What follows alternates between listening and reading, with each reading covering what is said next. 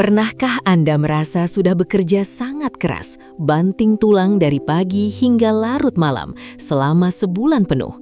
Namun baru memasuki minggu pertama setelah gajian, saldo di ATM Anda sudah menunjukkan angka kritis yang membuat Anda mulai bertanya-tanya, kemana sebenarnya semua uang itu mengalir pergi?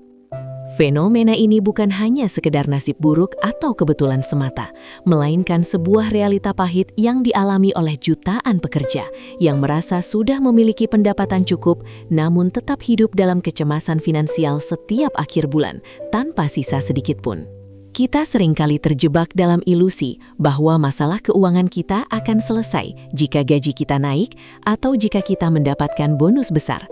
Padahal kenyataannya, tanpa sadar kita sedang membawa ember yang bocor di bagian dasarnya. Masalah utamanya seringkali bukan terletak pada ukuran keran atau seberapa besar pendapatan yang masuk ke dalam wadah tersebut, melainkan pada seberapa banyak lubang-lubang kecil tak kasat mata yang terus-menerus membuang sumber daya Anda tanpa Anda sadari sama sekali. Notifikasi gajian yang awalnya memberikan rasa lega dan kebahagiaan sesaat, dengan sangat cepat berubah menjadi rasa mual dan stres ketika tagihan mulai datang dan saldo perlahan-lahan merosot tajam menuju nol sebelum waktunya tiba. Video ini tidak akan memberikan Anda mimpi muluk tentang kekayaan instan, melainkan akan membedah secara dingin dan logis mengapa dompet Anda selalu terasa seperti tempat mampir sementara bagi uang, bukan tempat bagi uang itu untuk menetap dan berkembang demi masa depan Anda yang lebih tenang dan merdeka.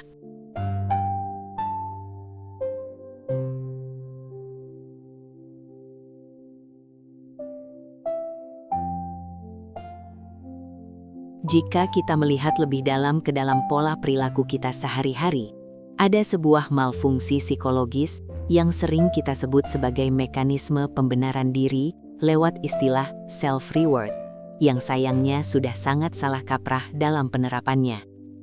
Kita seringkali merasa berhak merayakan keberhasilan kecil dalam pekerjaan atau bahkan sekadar menghibur diri dari stres harian dengan melakukan pengeluaran besar yang sebenarnya tidak mampu kita tanggung secara jangka panjang.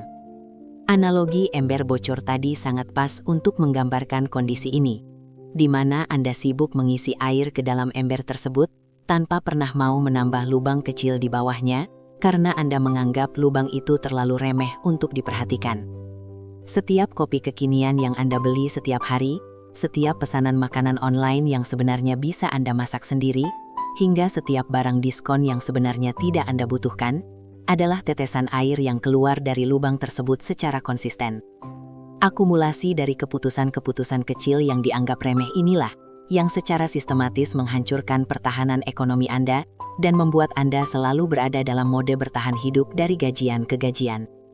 Anda harus menyadari bahwa uang yang habis dengan cepat setiap bulan bukan disebabkan oleh kebutuhan pokok yang melonjak, melainkan oleh rentetan keputusan impulsif yang digerakkan oleh emosi sesaat dan kebutuhan akan pelarian dari tekanan hidup yang tidak sehat.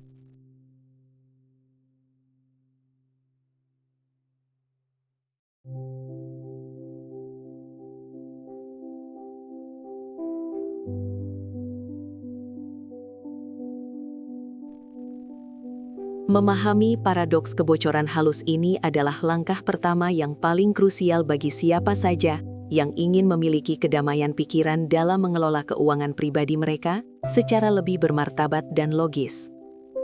Kita seringkali lebih takut terlihat tidak mampu di depan teman-teman atau lingkaran sosial kita daripada benar-benar menjadi tidak mampu di kehidupan nyata yang sesungguhnya.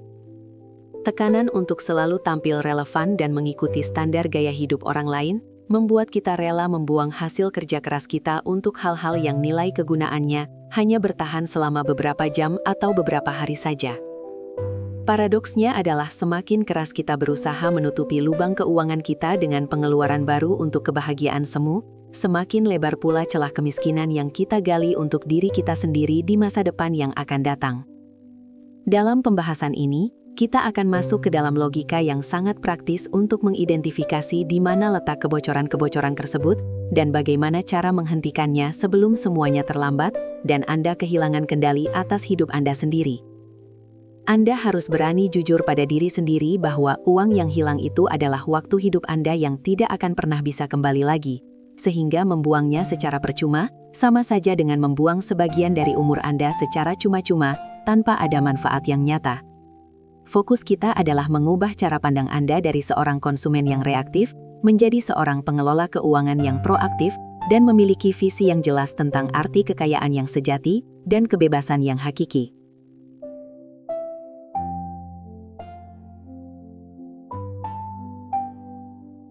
Jika kita melihat data dari Laporan Pengeluaran Rumah Tangga Nasional atau Susenas, ada pola yang sangat jelas menunjukkan bahwa pengeluaran untuk gaya hidup dan apa yang sering disebut sebagai pengeluaran silungan menyerap hampir 40% pendapatan kelas menengah di Indonesia. Fakta ini membuktikan bahwa sebagian besar dari kita tidak benar-benar kekurangan uang untuk bertahan hidup, melainkan kita sedang kalah dalam pertempuran melawan keinginan konsumtif yang sangat agresif. Mari kita gunakan analogi warung kopi dan langganan digital yang seringkali dianggap receh, namun memiliki dampak ledakan yang luar biasa bagi rekening bank Anda dalam 1 tahun. Jika Anda menjumlahkan uang yang keluar untuk kopi kekinian, biaya admin aplikasi belanja, hingga biaya langganan streaming yang jarang Anda tonton, angkanya seringkali setara dengan cicilan 1 buah motor baru atau tabungan investasi yang sangat signifikan. Masalahnya, otak manusia cenderung mengabaikan pengeluaran kecil di bawah Rp50.000 karena dianggap tidak akan berpengaruh pada gambaran besar. Padahal, jutaan rupiah hilang setiap tahunnya justru dari pos pengeluaran yang tidak kasat mata ini. Inilah yang menyebabkan Anda selalu merasa uang habis tanpa tahu kemana rimbanya, karena Anda hanya fokus pada tagihan besar seperti sewa rumah atau listrik, namun menutup mata terhadap ribuan lubang kecil yang menguras isi dompet Anda secara perlahan tapi pasti.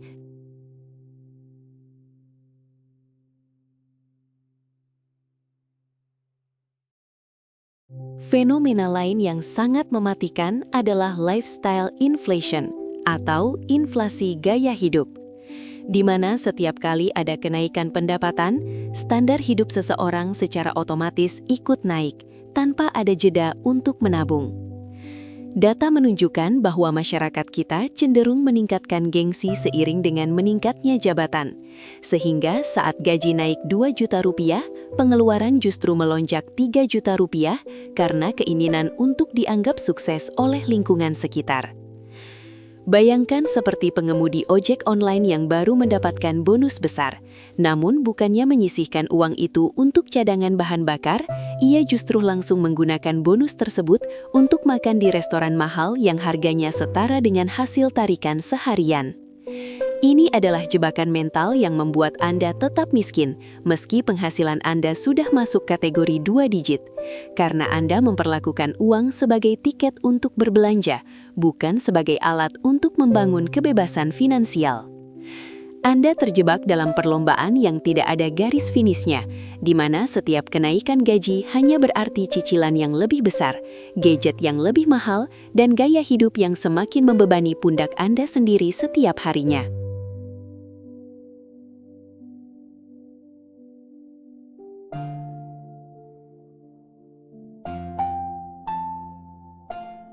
Kita juga harus bicara tentang jebakan fitur pay later dan diskon palsu yang secara psikologis dirancang oleh perusahaan teknologi untuk membuat Anda merasa sedang berhemat, padahal Anda sedang ditarik untuk membelanjakan uang yang sebenarnya tidak Anda miliki.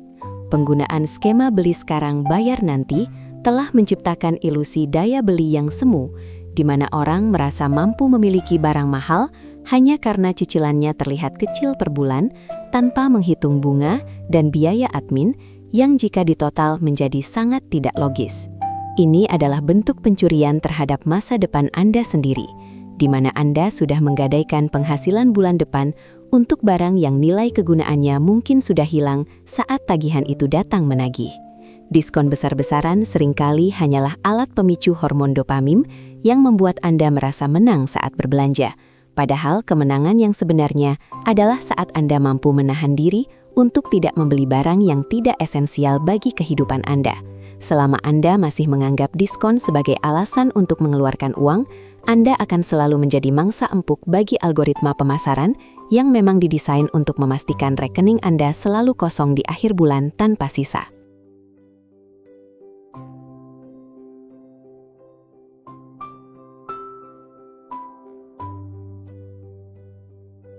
Langkah teknis pertama yang harus Anda ambil dengan tegas adalah melakukan audit pengeluaran secara total dengan cara melacak setiap rupiah yang keluar menggunakan analogi struk belanja yang sangat mendetail. Anda harus berani melihat catatan mutasi rekening Anda dengan dingin, memisahkan mana pengeluaran yang benar-benar untuk bertahan hidup dan mana yang hanya untuk memuaskan ego atau pamer kepada orang lain yang bahkan tidak Anda sukai.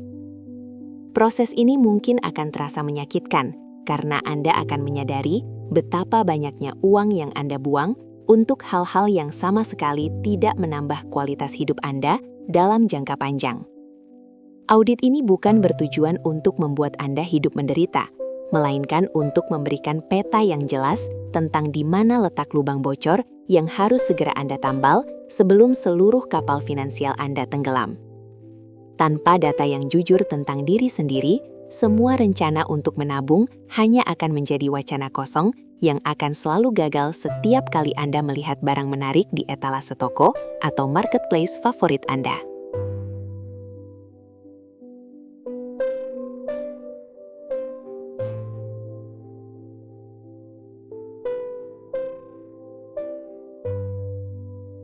Setelah Anda mengetahui letak bocornya, terapkan aturan pembagian pendapatan 50-30-20 dengan gaya yang lebih membumi dan kaku di hari pertama Anda menerima gaji. Segera bagi uang gajian Anda ke dalam kantong-kantong terpisah untuk biaya makan, tabungan wajib, dan satu kantong kecil untuk uang nakal yang boleh Anda gunakan untuk hiburan tanpa rasa bersalah. Kuncinya adalah jangan pernah membiarkan uang tabungan atau uang investasi bercampur di dalam rekening utama yang Anda gunakan untuk transaksi harian, karena secara psikologis, Anda akan selalu merasa masih punya uang untuk dibelanjakan. Strategi lain yang sangat praktis adalah menerapkan aturan pending 24 jam, di mana Anda wajib menunda setiap pembelian barang non-primer selama sehari penuh untuk mendinginkan emosi belanja Anda. Biasanya, setelah 24 jam berlalu dan akal sehat kembali bekerja, Anda akan menyadari bahwa barang yang tadinya terlihat sangat mendesak untuk dibeli, ternyata sama sekali tidak Anda butuhkan, dan hanya keinginan sesaat yang dipicu oleh lapar mata.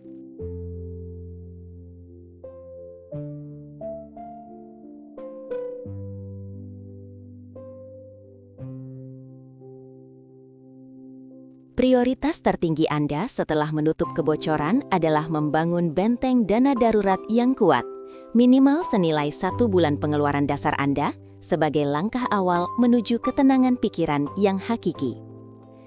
Memiliki dana darurat jauh lebih penting daripada membeli gadget terbaru atau mengikuti tren fashion terkini, karena dana inilah yang akan menjaga harga diri Anda saat terjadi musibah atau kebutuhan mendesak yang datang tiba-tiba. Logikanya, saat Anda punya cadangan uang, Anda tidak akan mudah tergoda untuk menggunakan pinjaman online atau berutang kepada teman saat kondisi terjepit, yang artinya Anda sudah memutus rantai masalah finansial baru. Dana darurat adalah bentuk asuransi terhadap kesehatan mental Anda, karena ketenangan yang muncul saat tahu ada uang di tabungan jauh lebih nikmat daripada kebahagiaan sesaat setelah membeli barang bermerek yang cicilannya masih panjang. Fokuslah pada keamanan jangka panjang ini terlebih dahulu sebelum Anda memikirkan gaya hidup. Karena tanpa benteng yang kuat, sekecil apapun badai ekonomi yang datang akan langsung membuat hidup Anda berantakan dan kembali ke titik nol.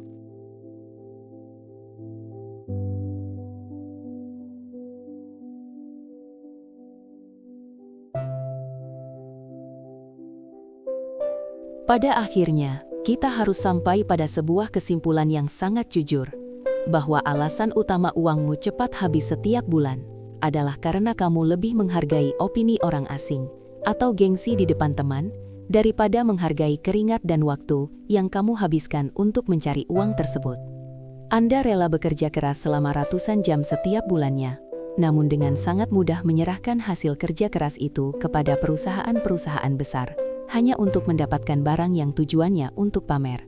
Ini adalah bentuk pengkhianatan terhadap diri sendiri, di mana Anda membiarkan orang lain mendikte bagaimana Anda harus menghabiskan hasil jerih payah Anda demi mendapatkan pengakuan sosial yang sebenarnya palsu dan tidak bertahan lama.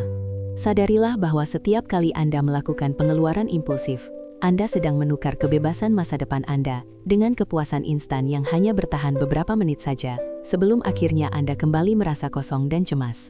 Menghargai uang berarti menghargai waktu hidup Anda, karena uang adalah representasi dari energi dan umur yang sudah Anda tukarkan di tempat kerja Anda setiap harinya.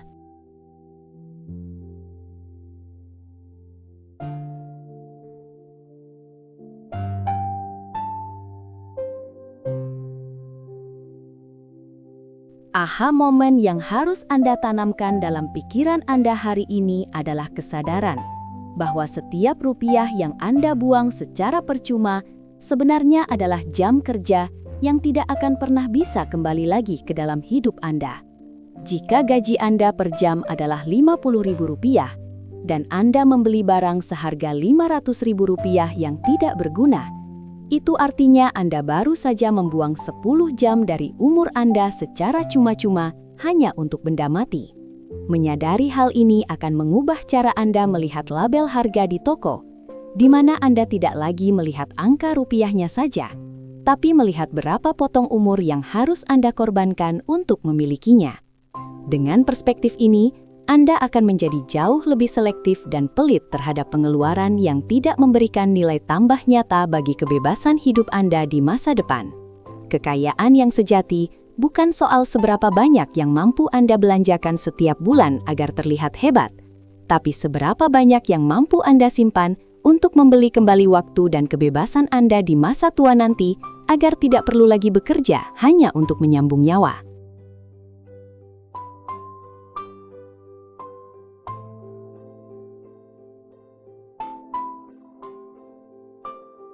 Sebagai penutup, mari kita berhenti menjadi orang yang terlihat kaya, namun sebenarnya menderita secara mental, karena setiap malam tidak bisa tidur, memikirkan saldo yang terus menipis dan tagihan yang membengkak.